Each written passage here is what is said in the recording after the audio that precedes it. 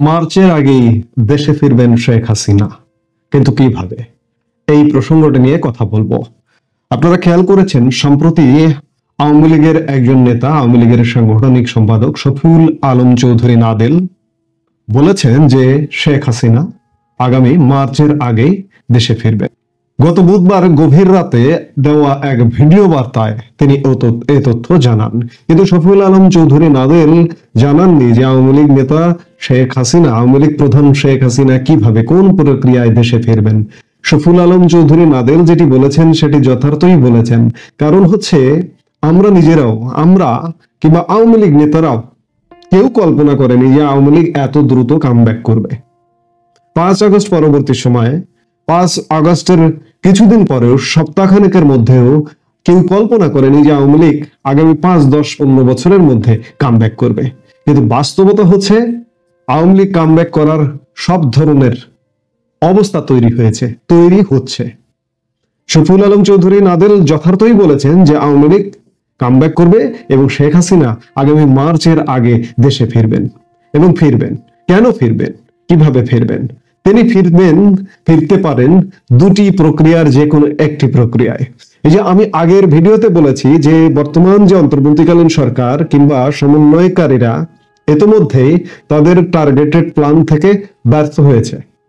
তারা আমাদের সংবিধান বাতিল করতে পারেনি, তারা রাষ্ট্রপতিকে অপসারণ করতে পারেনি, তারা প্রক্লেমেশন অফ সেকেন্ড রিপাবলিক ঘোষণা করতে পারেনি। এই না পারবার ব্যর্থতায় শেখ হাসিনা ফিরে আসবে। তারা যখন সরকারটি গঠন করে, ইউনূস সরকার, তখন কিন্তু ভাবেনি যে পরিস্থিতিটা এমনটা হবে। কিন্তু পরবর্তীতে যত দিন গেছে তখনই পরিস্থিতি ঘোলাটে হয়ে এসছে, ঘোলাটে হচ্ছে, এবং দিন যত যাচ্ছে তত ঘোলাটে হচ্ছে। তারা এখন ভাবছে যে, এবং সব তথ্য উপাত্ত বিশ্লেষণে, এমনকি মহামান্য রাষ্ট্রপতি পর্যন্ত তার বক্তব্যে বলেছেন যে প্রধানমন্ত্রী শেখ হাসিনা পদত্যাগ করেছেন, এমন কোনো পদত্যাগপত্র তিনি পাননি। তাহলে স্বাভাবিকভাবেই সংবিধান যদি মানতে হয়, সংবিধান যেহেতু বহাল আছে, সংবিধান যেহেতু এরা বাদ করতে পারলো না, তাহলে প্রধানমন্ত্রী তার স্বীয় পদে বহাল আছেন। তাহলে বাংলাদেশের প্রেক্ষাপট যেহেতু তৈরি হয়েছে, বাংলাদেশের জনগণের প্রেক্ষাপটও তৈরি হয়ে গেছে, কারণ বাংলাদেশের জনগণ বর্তমান অন্তর্বর্তীকালীন সরকারের উপরে সংক্ষুব্ধ নানা কারণে। এই কারণগুলো আমরা হাজারবার বলেছি বিভিন্ন বক্তব্যে, আবারও খুব সংক্ষেপে বলি।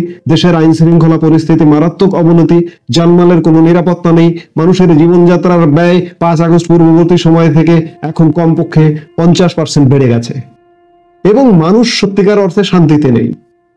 সেই জায়গা থেকে জনগণ মনে করছে যে আমরা আগেই ভালো ছিলাম, এবং আগেই ভালো ছিলাম এর জায়গা থেকে যদি প্রধানমন্ত্রী শেখ হাসিনা প্রধানমন্ত্রী হিসেবেই আবারও দেশে ফিরে আসেন, বাংলাদেশের জনগণ আপত্তি করবেন না। এবং প্রধানমন্ত্রী শেখ হাসিনা ফিরবেন কিভাবে?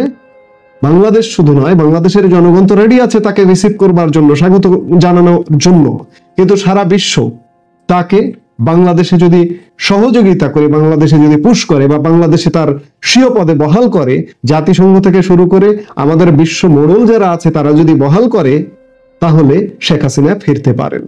আরেকটি পথে ফিরতে পারেন যে শেখ হাসিনা বা আওয়ামী লীগ যদি মনে করে যে না, ঠিক আছে, একটি ঘটনা ঘটে গেছে, আমরা প্রধানমন্ত্রী হিসেবে ফিরবো না, শেখ হাসিনা প্রধানমন্ত্রী হিসেবে ফিরবো না, তাহলে এই ইউনূস সরকার একটি পক্ষপাত দুষ্ট সরকার, একটি পক্ষপাতহীন নির্দলীয় নিরপেক্ষ তত্ত্বাবধায়ক সরকার গঠিত হবে আগামী মার্চের মধ্যে। এবং তত্ত্বাবধায়ক সরকার ফিরিয়ে আনবার, আমাদের সংবিধানে যে তত্ত্বাবধায়ক সরকার ব্যবস্থাটি ছিল সেটি ফিরিয়ে আনবার সব প্রক্রিয়া শুরু হয়ে গেছে। ইতোমধ্যে গত মধ্য ডিসেম্বরে হাইকোর্টের একটি রায় হয়েছে, এবং আগামী 19 জানুয়ারি আপিল বিভাগের একটি শুনানির দিন ধার্য আছে। এই সবকিছু মিলিয়ে যদি তত্ত্বাবধায়ক সরকার ব্যবস্থাটি ফেরে, এবং ফিরে যদি একটা নির্দলীয়, এই যে মানে পক্ষপাত দুষ্ট সরকার ইউনূস সরকারের পরিবর্তে যদি একটি পক্ষপাতহীন নির্দলীয় নিরপেক্ষ তত্ত্বাবধায়ক সরকার গঠিত হয়, এবং সব দলের সমান অধিকার প্রতিষ্ঠিত হয়, এবং সব দলের রাজনীতি করবার অধিকার প্রতিষ্ঠিত হয়, তাহলে শেখ হাসিনা রাজনীতি করবার জন্য এবং আবারও আগামী নির্বাচন করবার জন্য ফিরবেন। এবং সেক্ষেত্রেও সহযোগিতার হাত বাড়িয়ে দিবেন কে? জাতিসংঘ থেকে শুরু করে আমাদের বিশ্ব মোড়লরা কারা? ভারত, মার্কিন যুক্তরাষ্ট্র, রাশিয়া, চীন, এইসব মোড়লরা বা ব্রিটেন আবারও তাদের সহযোগিতায় শেখ হাসিনা ফিরতে পারেন এবং একটি সুষ্ঠু রাজনৈতিক পরিবেশে ফিরতে পারেন। সেই জায়গা থেকে ফিরবেন কিভাবে? আপনি দেখুন, ইউনূস সরকার এই যে রাষ্ট্রগুলোর কথা বললাম, ভারতকে শত্রু জ্ঞান করে।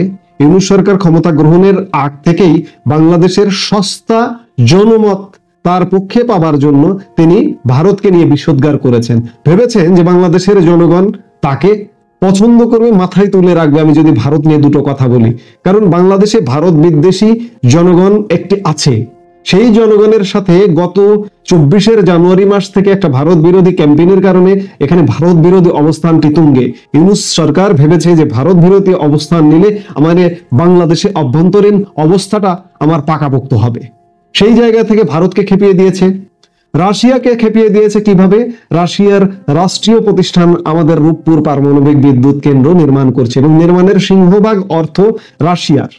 এবং সেখানে বলা হচ্ছে যে প্রায় $12 বিলিয়ন বেশি বাজেটের মধ্যে $5 বিলিয়ন তৎকালীন আওয়ামী লীগ সরকারের প্রধানমন্ত্রী এবং তার পরিবারের সদস্য এবং ব্রিটিশ মন্ত্রী টিউলিপ সিদ্দিকী এই $5 বিলিয়ন সরিয়ে নিয়েছে। এই সরিয়ে নেওয়ার অভিযোগটি এক প্রকার প্রকারান্তে রাশিয়ার বিরুদ্ধে অভিযোগ, রাশিয়ান সরকারের বিরুদ্ধে অভিযোগ, যার কারণে রাশিয়া ও ইউনূস সরকারের উপরে ক্ষুব্ধ। আর মোহাম্মদ ইউনূস সরকারের উপরে ক্ষুব্ধ মার্কিন যুক্তরাষ্ট্রের বর্তমান নবনির্বাচিত প্রেসিডেন্ট ডোনাল্ড ট্রাম্প। কারণটা হচ্ছে ডোনাল্ড ট্রাম্প বিরোধী শিবিরের মানুষ মোহাম্মদ ইউনূস। আর দ্বিতীয় কারণ হচ্ছে ভারতকে যেহেতু বিদ্বেষপূর্ণ আচরণের মধ্যে ফেলেছে ইউনূস সরকার এবং ভারতকে বিদ্বেষপূর্ণ আচরণে ফেলবার কারণে ডোনাল্ড ট্রাম্প প্রশাসনের চারপাশ দিয়ে প্রভাবশালী বহু জায়গায় ভারতীয়দের অবস্থান, এমনকি মার্কিন যুক্তরাষ্ট্রের যে জাতিসংঘের রাষ্ট্রদূত, সেই জাতিসংঘের রাষ্ট্রদূত নিকি হ্যালিও ভারতীয়, এফবিআই প্রধান ভারতীয়। এরকম আমি এর আগের একটা ভিডিওতে বলেছি প্রায় 1 ডজনের বেশি গুরুত্বপূর্ণ জায়গায় ভারতীয়দের অবস্থান। সেই ভারতীয়রা ডোনাল্ড ট্রাম্পকে ইউনূসের পক্ষে কাজ করতে বলবে বা ইউনূসকে সাথে নিয়ে কাজ করতে বলবে? নিশ্চয়ই বলবে না। এবং বিচার বিশ্লেষণে ডোনাল্ড ট্রাম্প ইউনূসকে কোনোভাবে গ্রহণ করবার কারণ নেই। সেই জায়গা থেকে মার্কিন যুক্তরাষ্ট্র ইউনূসকে সহযোগিতা করবে না, রাশিয়া করবে না, চীন করবে না, ভারত করবে না। কাকে সহযোগিতা করবে? প্রধানমন্ত্রী শেখ হাসিনাকে। সেই জায়গায় এই সব দেশের সহযোগিতা এবং জাতিসংঘের কথা কেন বলছি? জাতিসংঘ চলে কার পয়সায়? জাতিসংঘের যে মোট বাজেট, এই মোট বাজেটের প্রায় 30% একাই মার্কিন যুক্তরাষ্ট্র দেয়। মার্কিন যুক্তরাষ্ট্রের ভাষায় কিন্তু জাতিসংঘ কথা বলে। মার্কিন যুক্তরাষ্ট্র নিজে জাতিসংঘ তার কথায় মিলিয়ে যদি ইউনূস সরকারের উপর কন্ট্রোল আরোপ করে এবং শেখ হাসিনাকে দেশে ফিরবার যদি একটি প্রেক্ষাপট রচনা করে, সেটি যদি তত্ত্বাবধায়ক সরকার ওই সময় দেশ শাসন করবে এবং ওই সময় নির্বাচনের একটা প্রস্তুতি চলবে, এই নির্বাচনের প্রস্তুতিকালীন সময়ে শেখ হাসিনা ফিরবেন, তারা আগে ফিরবেন তত্ত্বাবধায়ক সরকারটি গঠিত হবার সাথে সাথে। কাজেই আওয়ামী লীগের সাংগঠনিক সম্পাদক শফিউল আলম চৌধুরী নাদেল যে কথাটি বলেছেন যে আগামী মার্চের মধ্যেই শেখ হাসিনা দেশে ফিরবেন, এটি তিনি যথার্থই বলেছেন। যদিও তিনি তার ভিডিও বার্তায় সেইভাবে সুস্পষ্টভাবে বলেননি যে কোন প্রক্রিয়ায় শেখ হাসিনা ফিরবেন। এটি নিয়ে মানুষের মধ্যে একটি ধোঁয়াশা আছে যে শফিউল আলম চৌধুরী নাদেল হঠাৎ করে কেন বলছেন যে শেখ হাসিনা মার্চের মধ্যে ফিরবেন। এই ধোঁয়াশাগুলো হচ্ছে এটি, এক, তিনি প্রধানমন্ত্রী হিসেবে ফিরবেন, আর না হয়তো নির্বাচন করবার জন্য ফিরবেন। নির্বাচন করবার জন্য একটি প্রধান দলের প্রধান নেত্রী হিসেবে তিনি ফিরবেন এবং সেই সময়টি হবে তত্ত্বাবধায়ক সরকার, নির্দলীয় তত্ত্বাবধায়ক সরকারের শাসন ব্যবস্থা কালে, এবং সেটি খুব শীঘ্রই ঘটতে যাচ্ছে বলে সার্বিক বিচার বিশ্লেষণে প্রতীয়মান।